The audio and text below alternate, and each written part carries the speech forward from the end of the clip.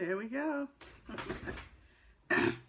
Hello, hello, and well, Carolyn Farron jumping on right away. Hi, thank you for being here. For those that watch our scopes regularly, Carolyn Farron is basically always the first one on, shortly followed by Cindy thereafter. But because this is an evening scope, I don't know if Cindy will be able to jump on. She's probably either on her way home from work or working. You guys have heard a lot about Cindy, Carolyn. Those it's my mom and my sister. But welcome to another episode here of Success Scopes with Carolyn R. Owens. And this is when we do our real talk. We're here on Mondays, 2 p.m. Eastern, when we talk about tips and strategies that help you move forward in your career, your business, your life. And we come on Fridays at 2 p.m. Eastern, where we kind of check in, follow up, see how you implemented some of the skills and strategies that we talked about. And so just last week we started adding Thursdays in at 5:30, where we take the things that we've been talking about and, kind of relate it to what's happening out there, do a little bit of real talk about the issues and everything that's going on. And for those who don't know me, my name is Carolyn R. Owens, and I am the chairwoman and CEO of Infinity Coaching Incorporated, where we help you up-level your skills so you can up-level your income. Because for us, it's all about you having an extraordinary life, an amazing career, and we like to say success on your terms, on your own terms. And we do it by teaching you leadership mastery, power skills that's going to help you have that extraordinary life and have that amazing career. So I am very appreciative for everybody that's joining us here tonight as we do our little Thursday Real Talk. For those that watched last week's episode, we were talking about what we've been talking about all week, the personal responsibility, and we were talking about it in terms of this presidential election and whether or not, you have both candidates that are up there. Are they placing blame? Are they doing the accusing others of not taking responsibilities for their actions? And it's funny, we're talking about it in terms too of our children, the youth out there, and if they're watching this, what are they learning? What are they learning by seeing the name calling, the behavior of the two different candidates, the different things that were happening? And if you watch the second debate that was on between the two presidential candidates, what was the first question that was asked at the town hall? If you didn't see it, it was an educator who stood up and she asked about what, from the standpoint of the school system, educator, a lot of kids had as their homework assignment, and college students too, to watch the debate, and they had to write papers on them, or they had to present arguments in class about who won the debate. And with the behavior that's been exhibited throughout this election, they were talking about, well, what the first question that was asked at the town hall was, what example are they setting for the children? What are they teaching the children?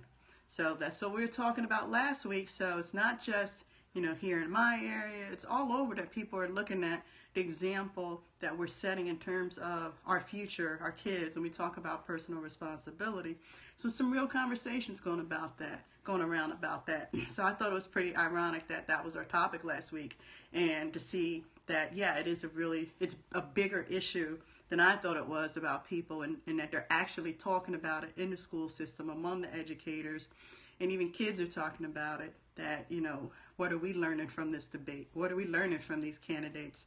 Are they learning to lie? Are they learning to be manipulative? Are they learning to be rude and, treat each other a certain way?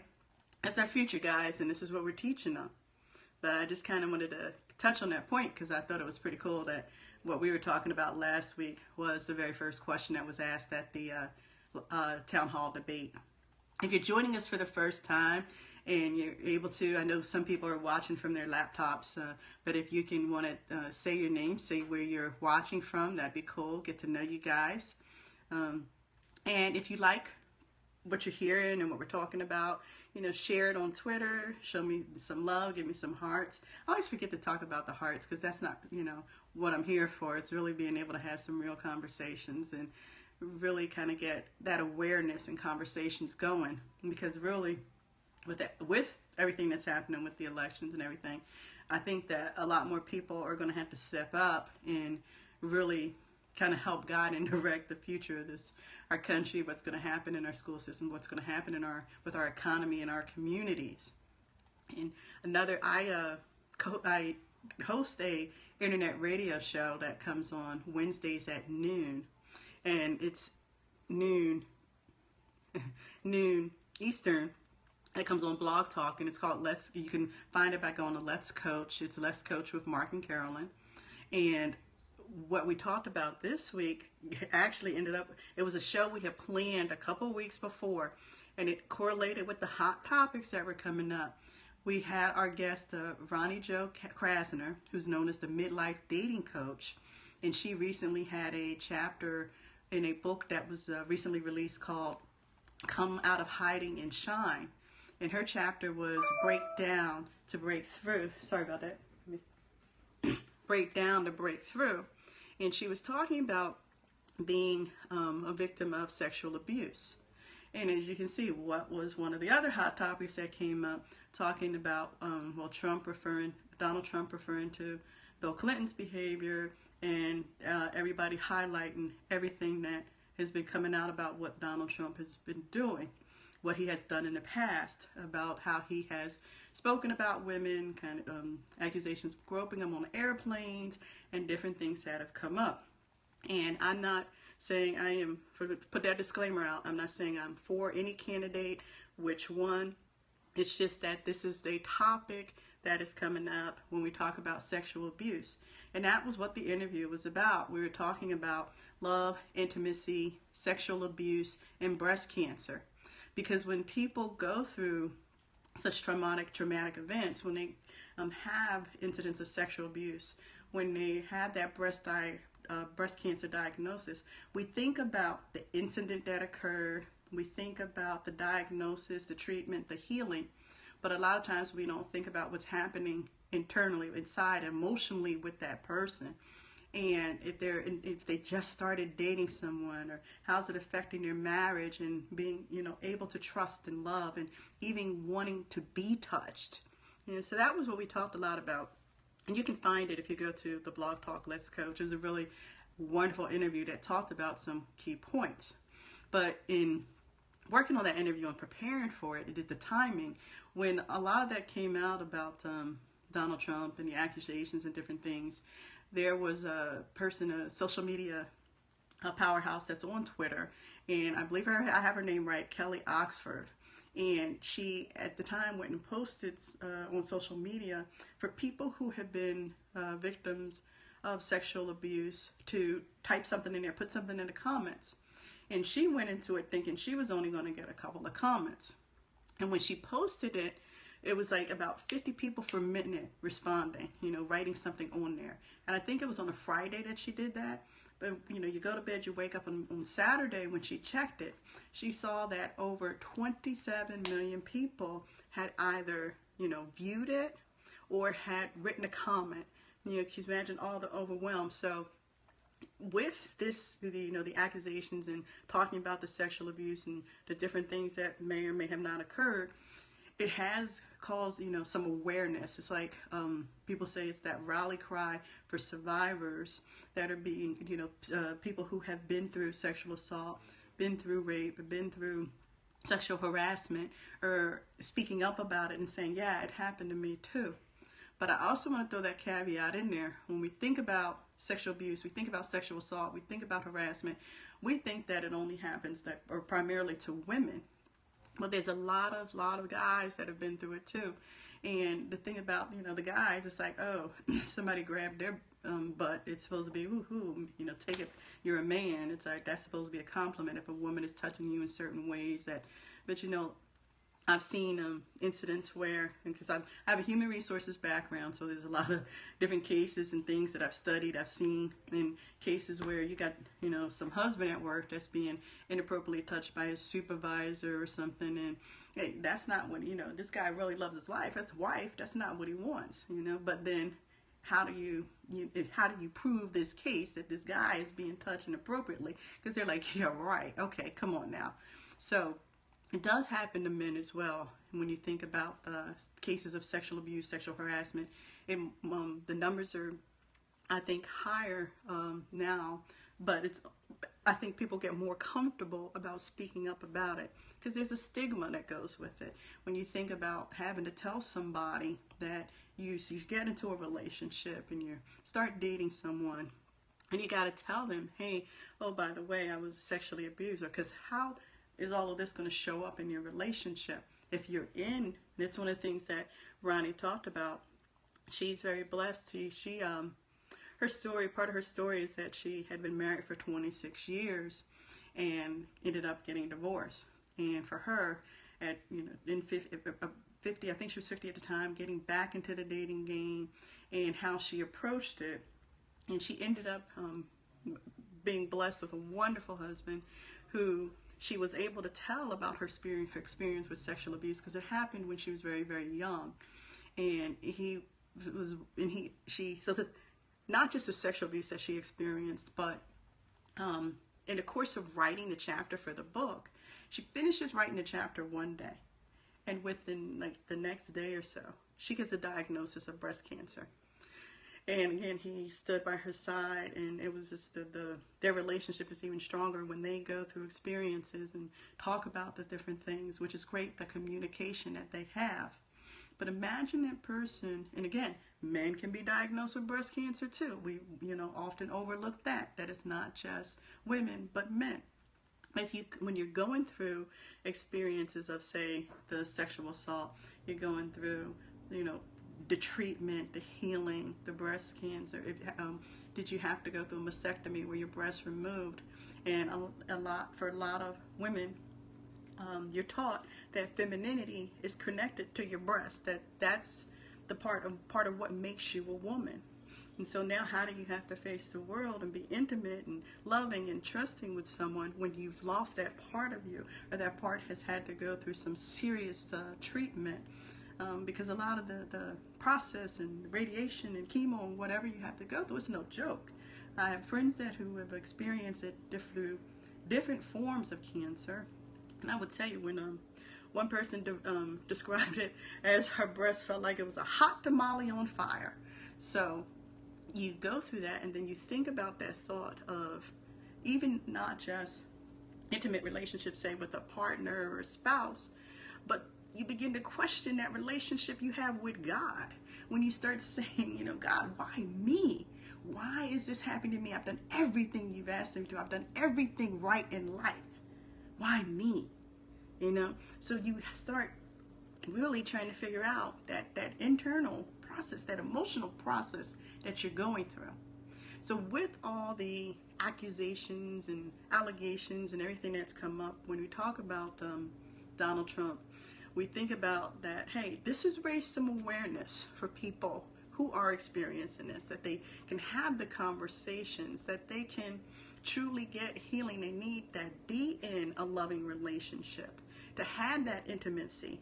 A lot of people, when they experience, say, sexual abuse, they go to one end of the spectrum or the other.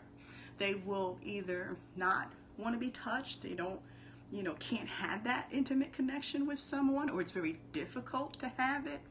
Or you have the opposite end where they become very promiscuous. They long so much to be touched. They have that strong desire that they just yearn for that. And that was what Ronnie's experience is. We talked about during the interview, that she constantly craved that desire to be touched. And because that for her, it became like that passion, that fire. And she learned how not to jump into relationships like that, but to really find the love and the true intimacy that she was looking for. And she did. And you said she has a wonderful, supportive husband now. But when you think about how do you either opposite ends of the spectrum, you're not having that loving, intimate relationship that you deserve. But you can, that's just it. Being able to start taking the stigma away from sexual abuse, sexual assault, and that, that learning how to step into your power, and that what your circumstances and what has happened to you does not define who you truly are and who you truly can be. So, I mean, that's the good that's come out of this conversation is I'm sorry, the accusations and everything is that people are stepping into their power and not staying in that, as you talk about the personal responsibility, they're not staying in a victim state, but they're standing in their power and not letting circumstances define them, but also finding out that they're not alone. There is such a high number of people, both men and women, that have experienced some form of sexual abuse. If you just look up the stats, I know that for breast cancer, it's that 1 in 8 for every woman will be diagnosed with breast cancer. So if you think about it, when you're at work tomorrow or you're in your classroom, you look around or even just walking down the street and you see and you count those 8 women out, at least 1 in 8 will be diagnosed with breast cancer. And again, the key we're going to talk about is early detection.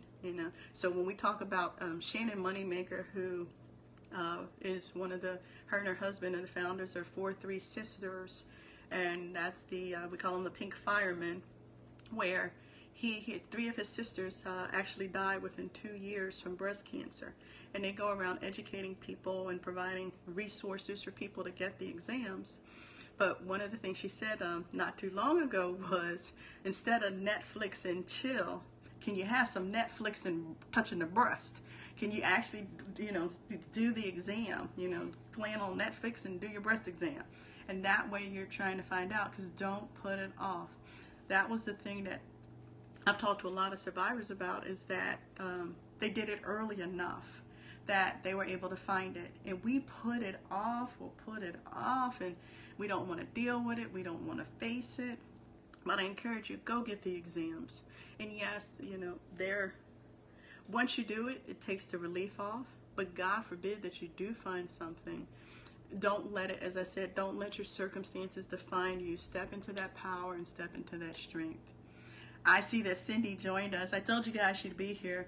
Hi, Cindy. I know you probably had a busy day today, but that is really the real talk. What I wanted to kind of talk to you about today, to get you thinking about. I believe the stats for the sexual assault were that it's 1 in 5 people. I'm not sure how old those stats are current. 1 in 5 will experience some form of sexual abuse. So you think about it again. Look at the 5 people around you. Cindy, where you are right now, you probably see 5 people around you, and you're going to say, woo, at least one of them have experienced some type of sexual abuse or sexual harassment. But it does impact us emotionally. It does impact us mentally. It impacts our relationships, our communications, and being able to trust. So you think about personal responsibility, how we're treating each other. And if you're not, you don't know what that person that you're looking at has been through, why they respond the way they do, why they act the way they do. And we really got to start kind of shifting. Other countries are looking at how we treat each other. And I say that because, I've been talking about the presidential election and presidential debates and stuff that we've been watching. And, it's not just us in this country that are watching it. So we talk about diplomacy. So it's about how we're respecting ourselves, respecting each other, how we pass judgment and blame and excuses. And, I think we really need to have some shifts and, have people start viewing things differently, how we judge each other, how we respect each other. And that's going to make a major difference. And the way to start is having these conversations, really talking about these issues that we skirt around. Yeah, we can talk about get your exams, get treated, but what's happening emotionally with that person? Because when you shut down and thank you, Cindy, and you're not able to have that connection, you're not able to have that intimacy, that love. And as I said, it goes beyond your partner. It's even with, it's sometimes the way, just by being hugged by someone you care about, you're going to kind of jump back because that trust isn't there. So if you think about being able to, how it prevents you from living a full life, from really stepping into your purpose, and really, because you'll start shutting down and not being able to live up to your full God-given potential. I talk about sharing your gifts with the world. And you don't want to be able to hold all of that in. You want to release it. And again, I'll say it again, don't let what happens to you define who you really are. If you've been through sexual assault, if you've been through sexual abuse, if you have that diagnosis and you're going through treatment, know that you can, work with somebody, a coach, a mentor, a therapist that will help you regain your life back. If you're thinking about in terms of dating, that's what Ronnie is working on now, the midlife dating coach. And she works with people who have been victims of sexual abuse and sexual assault, as well as now she's experienced both herself. So she not only knows about midlife dating, but she knows about what it feels like to go through this and having to have conversations with people. But she helps you to, as she say, get back into the wild and date again, or to strengthen the relationships that you currently have. So if you are someone in that situation, I highly, highly encourage you to look her up. Again, it's Ronnie Joy Krasner, Midlife Dating Coach. And you'll see me sharing stuff about her on my Twitter feed too. Because like I said, we just did the interview Wednesday. And you can go, like I said, Blog Talk Let's Coach, or look for Let's Coach with Mark and Carolyn, and you'll find that interview. And so that's our little topic for today on our Real Talk, talking about sexual abuse, sexual assault, breast cancer survivors, and being able to have love, intimacy, regaining that part of you, and not letting your circumstances define you. And then touching back on personal responsibility and what we're teaching our children. Don't let a stigma be attached to our experience. We got to break out of that and not be the ones judging others, or let what people are saying about us hold us back. You got to step out into that power. So thank you guys so much for being here for another episode of Real Talk. I will be back Friday to kind of wrap up the week. And I'm supposed to be here at 2 p.m. on Fridays, but tomorrow I'm actually going to be on Twitter doing a Twitter chat and on career planning. And you'll see that come through the Twitter feed. We're going to be doing a lot of tweets about career planning, how to make transitions, stepping into your purpose, things you need to consider. So be checking that out it'll go from 2 p.m. to 3 p.m. tweets on that, and you'll see it. It's funny, it's really being done with a group in Nigeria. And so for them it's 7 p.m. Eastern, and for me it's 2 p.m. Eastern. But you'll see it going through as we communicate there. So I've done the chats with them before in Nigeria, but it's fun. It's hopefully I'll get over there to meet them someday. But we enjoy doing that. We've done interviewing, and this time we're doing career planning. Oh wow, that is awesome! She got it. Okay, so one of I just got a message across the screen here that one of our regular watchers of the Scopes, Diana, she's a nurse in Philly, Pennsylvania, and I knew she was wanting to get a promotion that she was applying for, and I just got a word across the screen here through Periscope that she got the promotion. Woohoo! Congratulations, Diana. I am so proud. She has wanted to do this, and she's been taking a leadership program that she got accepted for, and I am so happy to know that made my night, and I needed that. Thank you so much for sharing that. Way to go, Diana. But thank you so much again for being here with me. Again, so tomorrow, Friday, I will be here at 3 p.m. instead of 2 p.m. I'll hop on at 3 p.m. as soon as I finish the Twitter chat that we're doing there. I'll hop on maybe a few minutes late, but I'm hoping to make it by 3. And until then, thank you. I appreciate when you guys take time out to listen to me, listen to our Real Talk topics. Ooh, I got a good one for next week. I mentioned my experience in Target not too long ago, and definitely want to share that one, what happened there. Quite interesting. So that'll be next Thursday, unless something else is trending and hot. But thank you for joining us. I appreciate you again. Until next time, here's to your success. Have an awesome, blessed night. See ya.